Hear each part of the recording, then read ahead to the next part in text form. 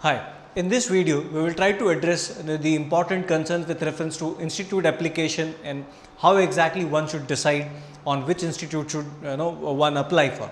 Now it's very obvious that when the date starts coming closer, when the deadlines start coming closer, when you start getting new notifications every day, you get into this dilemma whether which institute you should apply for, whether you should go for specialized institutes or not. Now I'll just try to answer this question on how to choose the right institute for yourself.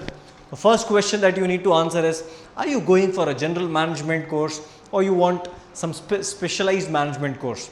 So if you are still into dilemma, if you have yet not decided that what type of management course you want to go for, then it obviously makes sense to keep general management as the first priority, and then if you have an inclination or towards some specialized management courses, then you can consider it as a second priority. Unless you are not really sure, you should not apply to specialized management courses. So when I say specialized management courses, it is something like rural management, media and advertising management, it can be banking management, it can be forest management. Whereas when we look at institutes like IIFT, which offers a masters in international business, I'll not treat that as a specialized management course, because it's international management and it carries almost all the domains of management, that is marketing, finance, operations, etc., etc. So it is not fixing you, it is not narrowing down your job opportunities. But when you look at, say, Symbiosis Institute of Operations Management in Nasik, it is narrowing down your opportunities. When you look at National Institute of Banking Management, it is narrowing down your opportunities. So till the time you are not really sure, you should go for, your first priority should be general management. Now when you talk about general management, it is obvious that the top IIMs will come as the first preference, and then the private institutes which may or may not be affiliated to CAT's course. So private institutes will include FMS, which is affiliated to CAT, MDI, these are the Cloud One colleges. Then you have institute like IIFT, you have institute like XLRI, SIBM Pune, you have NMIMS, SCM HRD.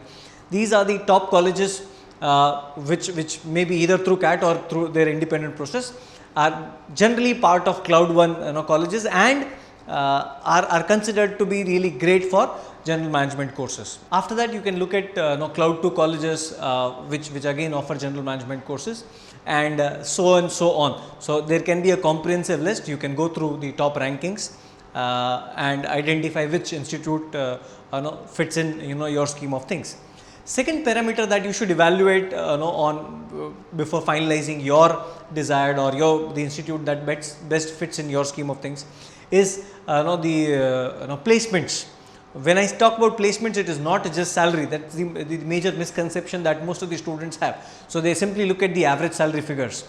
I'm not talking about average salaries, I'm talking about the kind of companies that visit that campus for placement, the kind of job profiles that are being offered, and evaluating your own job profile. That, so if you are a fresh commerce graduate and you have cleared say CA, IPCC, so and you are interested in finance, or maybe you have an inclination, you are not really specific in finance related courses, but you are inclined towards finance.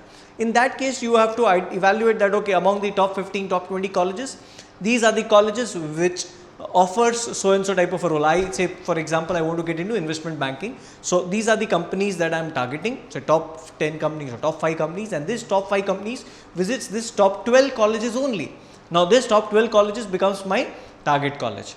Now in case you have more rigid parameters, then the number of colleges will keep reducing. So when we talk about work profile, yes, you can have your selection, but when you talk about companies, you should be slightly flexible, because not all companies visit all colleges. They have their intake limitations, they have their brand limitations, whatever.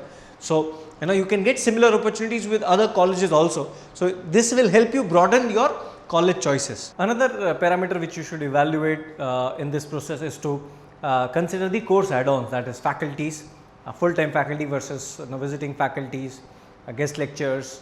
What is the opportunity that you are getting to through different committees. So you have cultural committees, sports committees, placement committees, entrepreneurship clubs, other clubs. So how active are these clubs? Then the alumni base of that particular college, And when you look at all these elements, you will come to know that okay, what exactly you are looking for from a college. Is that college in position to give you that? There can be another element like a residential course versus a non-residential course. So institute like NMIMS Mumbai cannot be considered as a full-time residential college, because their accommodation, they do not have a dedicated hostel. Whereas when you compare to other colleges which may be slightly lower in the ranking, but they have residential campuses. So if you are looking forward for a campus which has a residential accommodation facility, where you will be able to gel with your peer group, with your seniors, with your juniors, and you will get a lot of such other opportunities. So in that case, obviously your decision will be inclined towards that type of institute. Another element that you can consider is the course fees versus the average placement. Though this is not something which I would advise you to consider as one of the important parameter, and I will try to address this in the question after this, that this parameter can be considered only for few selected colleges and only for few selected students who know that okay, they are not looking at IIMs or they are not looking at those big brands, but they want to get an MBA, they are ready to go for that rigor, they are ready to invest that 2 years, and they are looking at a change. They currently do not have a decent job opportunities in hand, and they are looking at good opportunities. Once they have an opportunity, they will be able to make a difference to their life. For them, for this section of student, yes, considering course fees versus the average placement can help. Finally, you may have geographical constraints. So if you are very keen on sticking to the top metros or big cities only, then you will have limited choices. If you are looking at only the brand IIMs, then again you will have limited choices. So in case you have some geographical or other constraints, you can try to put those filters and see that what are the colleges or options that you have in hand. Next question that we face these days from students community is how to identify the right institute on the basis of my percentile. That means a student is getting a particular percentile range, and on that basis he has to identify his desired colleges or the college where he is likely to get a call from. So I think September is a bit too early to decide institute on the basis of your percentile range. Ideal timeline that I would advise is somewhere between 15th to 20th October to 15th to 20th of November, because this is the phase when your scores will start getting stable or more consistent. That is the phase where you will be able to identify the pattern of your performance. That means whether you are getting a sectional consistency or not, if yes, where is the scope of improvement, if no, which is the section which is troubling you.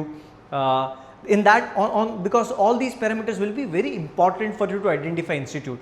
Though you may be scoring really high, but if one of the section is your area of improvement, you are not really scoring well, in that case it will be difficult for you to expect a call from top institutes like MDI, which has a sectional cutoff. You cannot expect, because if they keep sectional cutoff as 75 percentile in each section and overall 94-95 percentile, though you may get an overall percentile of 95 percentile and above, but because of the sectional you might still not get a chance to get a call from that institute.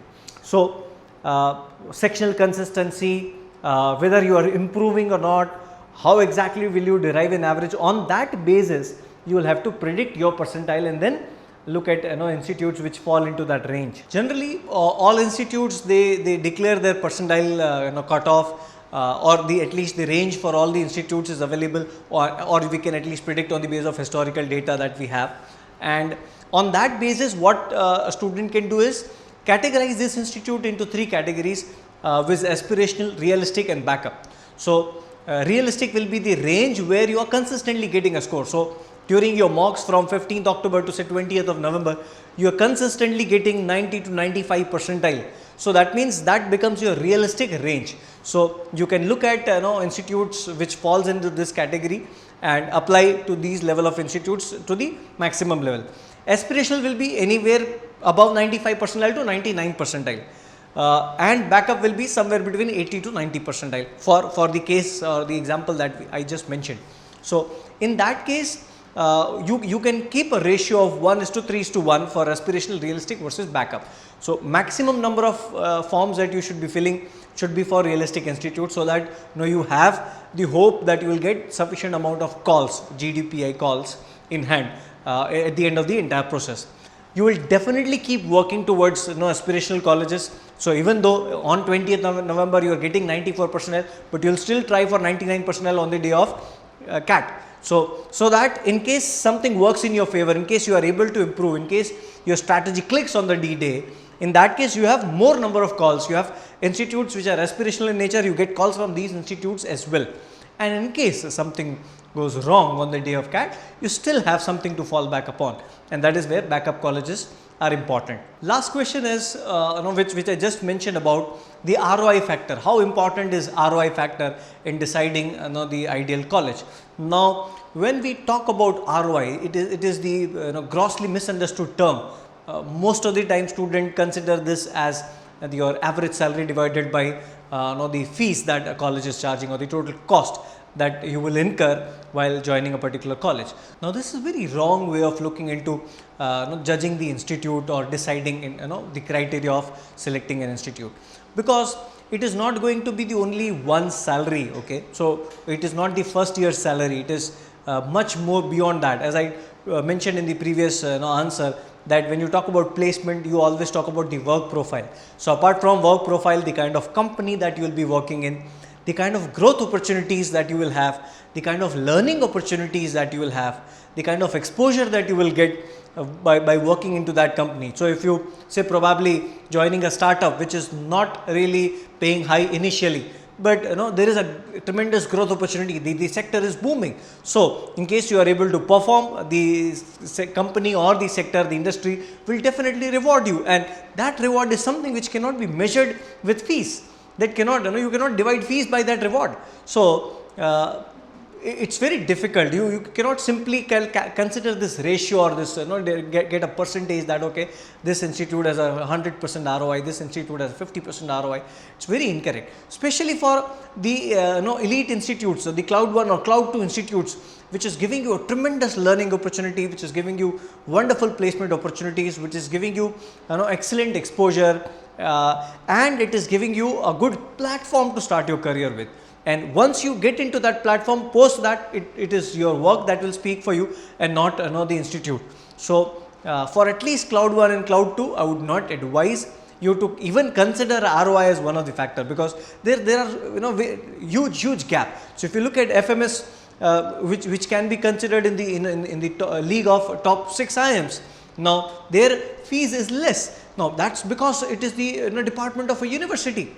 But the autonomous institutes like IIMs, XLRI cannot have a subsidized fees. So can we compare?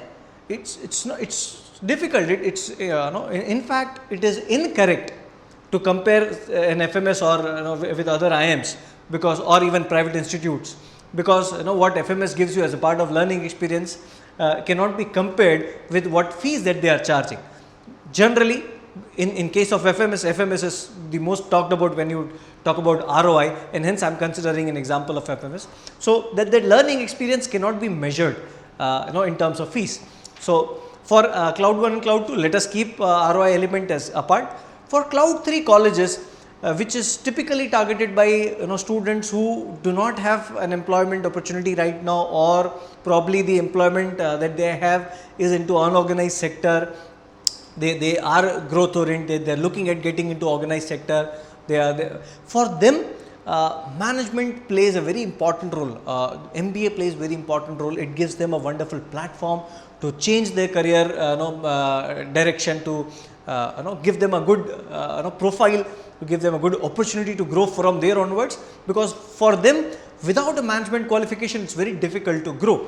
For such students, and especially those students who are not able to crack high on the aptitude side, for such a small segment of students who are looking at Cloud 3 or Cloud 4 institutes, for them it makes sense to evaluate an ROI of an institute. And there too, it's very unfair to look at average salary, because for such an aspirational student who is very ambitious, who is ready to work hard, he will not consider himself to be an average student. So when you're looking at getting into these level of institutes, do not look at average, look at top 20% or top 25% of the placement of that particular college. and then look at compare it with their fees or probably the total cost. And if you feel that the ratio is anywhere between 60 to 100%, you should definitely go for it. I hope the answers to these frequently asked questions did help you in taking a decision. In case you have any specific query, please get in touch with us. You can post your query in the comment section below, and please follow all the videos for getting the answer to your queries. Wishing you all the best for CAT.